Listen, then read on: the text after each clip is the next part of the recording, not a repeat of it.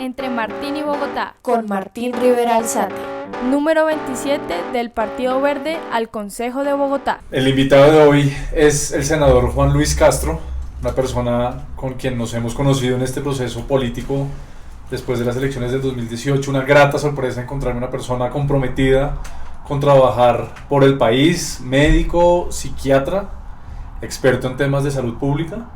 Juan Luis, un gusto. No, el gusto mío, gracias, Martín, de estar aquí contigo compartiendo en este espacio y pues teniendo la oportunidad de hablar y de acompañarte.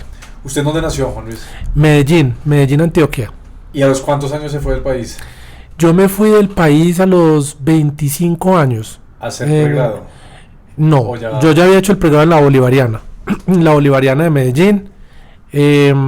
Nosotros nos fuimos hacia Canadá, en ese entonces exiliados, y en Canadá nos pusimos a trabajar y a rebuscar la vida, y allá ingresé a la Universidad de McGill. Sí. Tuve la oportunidad de entrar a McGill a través de una historia muy charra, porque allá hay una investigadora que se llama Cécile Rousseau, y de hecho ella trabaja con inmigrantes. Cuando yo me fui del país, nosotros los médicos tenemos que hacer algo que se llama el internado. Entonces a mí me faltaba hacer unas rotaciones del internado, sí, para poderme graduar, y yo me las conseguí en el Jewish General Hospital en Montreal. Entonces allá conocí a un doctor que está el director del programa de psiquiatría transcultural. La psiquiatría transcultural es, como allá hay tantos inmigrantes, entonces investigan la manera como se manifiesta la enfermedad psiquiátrica o los trastornos sociales en diferentes culturas. Entonces conocí a este doctor y empecé a entrevistarme porque yo quería hacer una maestría en psiquiatría transcultural, que ellos tienen ese programa, y conocí a la doctora Rousseau, y a través de ella pues entré al programa de la Universidad de McGill como investigador, y estuve con ellos como 2 años mientras validé mi título y todas esas cosas, pues, y ahí me fui para Estados Unidos, en donde me especialicé ya en psiquiatría de adultos y en psiquiatría de niños, y hice una maestría en salud pública. ¿Y usted en ese momento no tenía la política como una opción? No. Hombre, no. Eso era lo último. No, nosotros no. Pues yo sí no. A mí jamás se me pasó por la cabeza hacer política. De hecho, yo mientras más lejos estuviera de Colombia, de la política, era como my safe space, mi lugar seguro. ¿Y entonces se graduó, empezó a trabajar allá en Canadá? Sí, empecé a trabajar, pero como investigador, sí, no como médico, sí, porque no tenía licencia. Sí. Entonces a mí me tocaba ir a hacer entrevistas de campo, investigación cualitativa. Yo me iba a entrevistar niños migrantes o inmigrantes, y también trabajé en un Burger King, pues lo que hacen todos los colombianos cuando se van. Y ya cuando ya validé el título, sí, ya sí me fui a trabajar como médico en Estados Unidos. ¿A sí, qué parte de Estados Unidos? Estuve en Nueva York, en Elmhurst, en Mount Sinai. Sí. Mount Sinai tiene varios hospitales y Elmhurst es el más grande que tienen ellos con el tema de psiquiatría. Entonces estuve con ellos 3 años, y luego de 3 años me quería subespecializar en psiquiatría de niños y me fui para Yale. Con ellos estuve 2 años. ¿Haciendo investigación? Ya psiquiatría clínica. Ya viendo niños, pues pacientes, trabajando. Y ganando salario, pues normal. Y ya después me fui a trabajar como médico, como attending o como profesor a la Universidad de Arkansas en el 2009. Y con ellos estuve 4 o 5 años. Usted entonces estuvo todos esos años en Estados Unidos y la política no era una opción. No, yo no. ¿En qué momento, después de qué viaje, después de qué trabajo, después de qué ciudad usted dijo, pucha, de pronto por ahí puede ser la cosa? A ver, yo creo que fueron varias cosas. Yo siempre miraba el tema de la política con mucha desconfianza. Primero porque pues yo tenía muchas diferencias, he tenido muchas diferencias en la manera como mi mamá es Piedad Córdoba, hacía la política. O sea, yo no respetaba mucho su manera, pues, y sus formas, pero pues no las consecuencias que eso traía a mí me parecían que no eran las mejores, y diferíamos, pues, o sea, teníamos diferencias. Entonces y aparte de eso, a mí no me gustaba como toda la violencia que eso nos trajo a nosotros y todo lo negativo, entonces yo no veía la política como una posibilidad. Pero hubieron 3 cosas que pasaron que ya sí yo empecé como la primera es que de todas maneras la política me seguía afectando. A pesar de que yo no me metía con la política, era como que la política se metiera conmigo. Sí, porque yo no hacía campaña, yo en internet yo jamás, de hecho yo no hacía nada que tuviera que ver con política. Sin embargo, cuando la gente se daba cuenta que yo era hijo de mamá, se me convertía en un problema, donde estuviera, donde estuviera. De hecho, a mí me pasaron varias cosas. Una muy charra que yo le cuento a la gente es que yo estaba en la Universidad de Yale y por alguna razón la universidad tomó la decisión por la apariencia mía o por lo que fuera, yo salía en la portada del portal de la universidad. Entonces, cuando la gente entraba en la página web de la universidad, salía la cara mía. Y yo era jefe de residentes en ese entonces en la universidad. Y entonces en ese entonces ocurrió lo del computador de Reyes, que se metieron pues a Ecuador. Y salió mamá envuelta en toda esta trama de que ella salía en unos correos. Que entre otras eso después se demostró que no era así.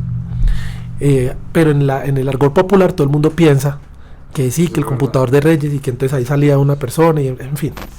Bueno, entonces en últimas a mí me llamaron de la universidad a preguntarme, que fue súper incómodo, que qué era eso que pasaba con mi mamá, y yo no sé qué pasa, yo casi como Judas, ¿quién? ¿Piedad? ¿Quién es ese? O sea... Pero en la universidad, ¿cómo hicieron la relación? Porque alguien escribió que yo estudiaba allá, y que yo era hijo de Piedad Córdoba.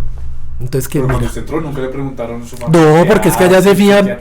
No, porque allá se fían. ¿Usted qué hizo? ¿Qué claro, no, eso no tiene nada que ver. Y de hecho... ¿Qué es esto? Pero de hecho ellos... eso no importa, siga de cara, eso no tiene nada. Pero fue muy incómodo, pues eso fue muy incómodo. Y ya después cuando estaba en Arkansas, entonces ya ocurrió la destitución del procurador, que ya también se comprobó que todo eso fue, hace poquito salió una sentencia que eso no era cierto lo que decían ni los medios ni las cosas. Y entonces me llamó, tuve una reunión, nosotros teníamos una reunión anual de evaluación y yo era el director del programa de telemedicina y ya había pasado de ser instructor a ser profesor asistente, y yo estaba en carrera académica, pues yo estaba pensando, inclusive me había metido en un programa ya de investigación. Claro, no, yo ya estaba haciendo la maestría en salud pública en Chapel Hill. Y entonces me llama Rick Smith, que creo que está otra vez de director del programa de psiquiatría, y me dijo: Juan, ¿y ese tema con tu mamá qué? Eso fue, desgraciadamente esa reunión ocurrió, o sea, lo de la institución ocurrió, y esos días era la evaluación. Entonces él me preguntó, y yo me di cuenta que él, pues, porque eso salía era que senadora colombiana ha sido destituida por vínculos con organización terrorista. Yo quedé, pues, quedé liquidado, hermano. Liquidado literalmente, porque pues, obviamente eso te genera una serie de cuestionamientos alrededor tuyo, así uno no tenga absolutamente nada que ver. Y yo ahí empecé a decir, hombre, yo verme, esto va a ser muy complejo, porque para esta gente de todas maneras son organizaciones que reciben fondos del Estado americano, eso es complejo, y eso es muy político. Entonces a mí no, y a pesar de eso yo dije, no, pues me voy a trabajar al sector privado, si veo que esto se pone muy complejo, o si pasa cualquier cosa no hay problema, hasta gano más plata. Pero ya después fue que me enfermé, me dio una neuropatía, me dio una enfermedad viral y me terminó dando una neuropatía. Estuve muy enfermo, y en medio de la enfermedad hubo un momento en el que yo dije, uy, no, yo no me puedo morir todavía. ¿Y esa enfermedad fue a causa de qué? A mí me dio una gripa. Sí, una gripa normal, como una virosis. Relacionado también con la baja defensas del estrés. Probablemente, yo me imagino que todo eso influyó. Yeah.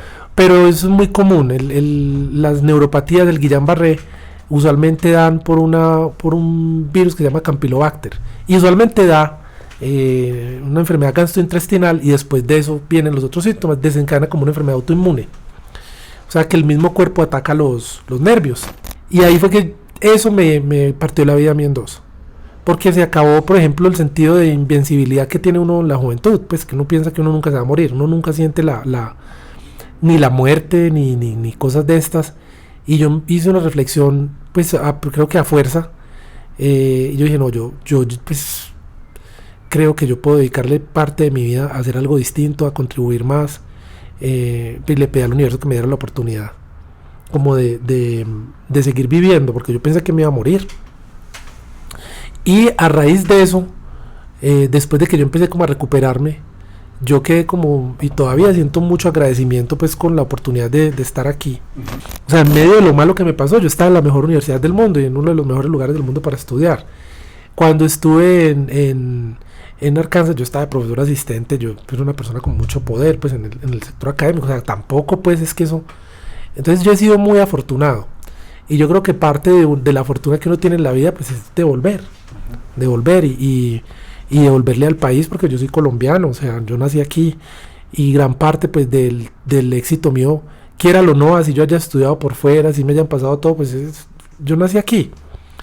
Y yo creo, porque esa decisión no es lógica.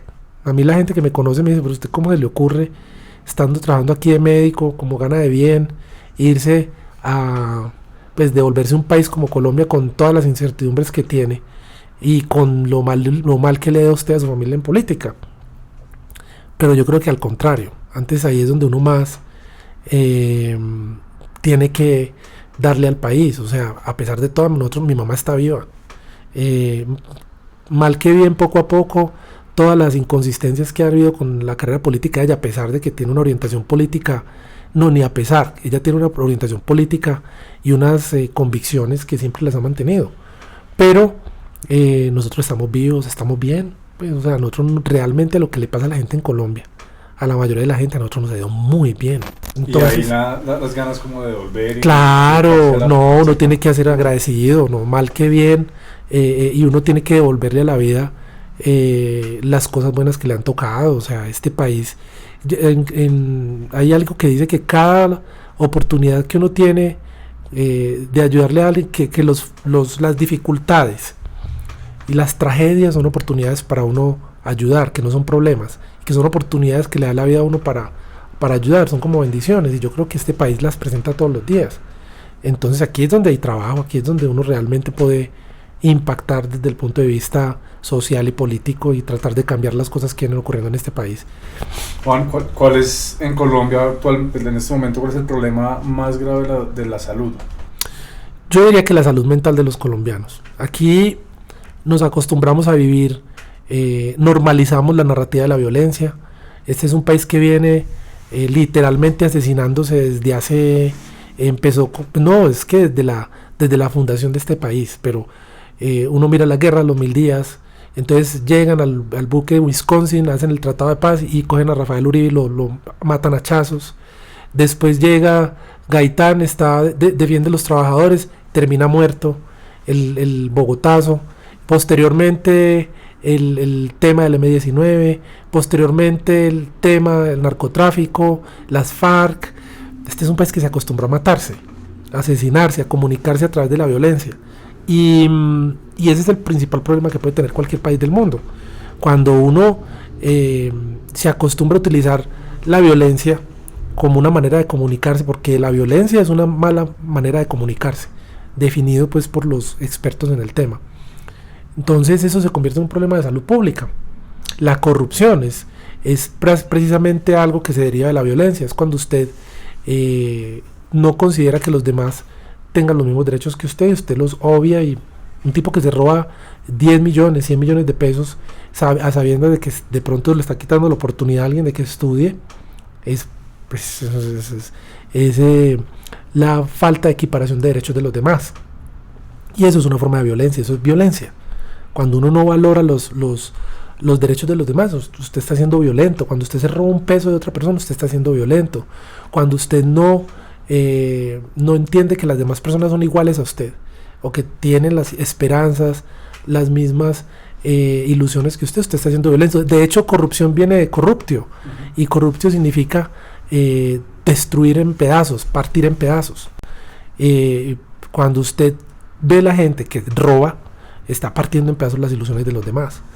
¿Y qué podríamos hacer para empezar a trabajar esa parte psicológica de los colombianos del país? La mejor manera de liderar y de enseñar y de cambiar la manera de comportarse de las personas de un país es con lo que usted hace, con lo que yo creo que hago, y es con el ejemplo. Con el ejemplo. Y toma mucho tiempo. Eso toma mucho tiempo porque es una manera de, por ejemplo, los que hacemos política. Yo ya no puedo decir que no soy político porque ya soy senador y ya estoy en el Congreso y me toca hablar. Pero cuando uno lo hace de una manera diferente, cuando uno no se roba la plata, cuando uno va a todas las plenarias, cuando uno habla con un lenguaje, yo siempre me esfuerzo en el Congreso yo no utilizo nombres ni apellidos y tampoco adjetivos. Y eso es lo que me ha caracterizado a mí en este año. Yo jamás, cuando hablo de algún tema, menciono nombres personales, porque yo creo que, si ustedes miran, por ejemplo, el tema de la corrupción, ayer estaban hablando de Odebrecht, ayer fue el debate de Odebrecht, y uno mira a Odebrecht, antes fue Reficar, antes fue Agroingreso Seguro, Dragacol, Saludcop, los bancos, o sea, muta. La corrupción muta en diferentes escenarios, pero sigue siendo la misma manifestación. Y yo no creo, entonces muchas veces uno se enfoca en el nombre, que es que Odebrecht es el problema del país. No es Odebrecht. Eso es una manifestación de un problema mucho más profundo que tenemos los colombianos. Entonces, yo creo que utilizar un lenguaje inclusivo, que no ataque y yendo a la raíz de los problemas, también puede ayudar pero es una forma de hacer política. Claro. Es una manera de hacerla, de lo que usted hace saliendo a la calle, repartiendo volantes, hablando con la gente, untándose de ciudad, y lo que haga usted cuando llegue al consejo, siendo honesto, diciendo las cosas bien. Eso es la manera de evitar que la gente se vuelva violenta, porque hablando, pues ya la capacidad que tiene la gente de entenderse hablando es compleja, precisamente por la violencia en la que estamos sumidos. ¿Usted vivía en Estados Unidos cuando salió electo Barack Obama? Sí, claro. ¿Qué tanto eso influyó en sus ganas de hacer política, en ver a esta persona fresca, ¿no?, que rompió con toda la estructura de poder en Estados Unidos en ese momento? No, fue muy esperanzador. Pues primero, yo soy un hombre negro. Y para nosotros, y yo soy una anomalía en todo caso, pues porque es muy, muy escaso uno ver hombres negros en Colombia con la educación que tengo yo, sin decir que no los hayan, además que hay muchos, y con las oportunidades que tuve yo, porque yo tuve muchas oportunidades. Entonces, de todas maneras, haber visto a Barack, yo estuve en la campaña de él en ese entonces como voluntario, que haya sido capaz de romper todos los paradigmas que existían en ese entonces y de haber sido capaz de darle la oportunidad a los jóvenes negros de las generaciones futuras de saber que tuvieron ya un presidente negro, que para mí eso era como lo más, era muy importante, sin demeritar pues las capacidades que tenía él como estadista y como dirigente, pero eso sí fue muy inspirador. Claro que sí, o sea, yo creo que a todos, ¿no? Y no solamente para los hombres negros, sino para todos. O sea, eso rompió los esquemas para las personas que piensan distinto, para las personas que son diferentes. Eso cambió el landscape político del planeta Tierra, diría yo. ¿Y usted siente que aquí en Colombia el racismo sigue muy vigente? Yo creo que es diferente. Okay. Yo creo que el racismo en Colombia, hay dos, pues yo lo que he visto es que hay dos tipos de racismo.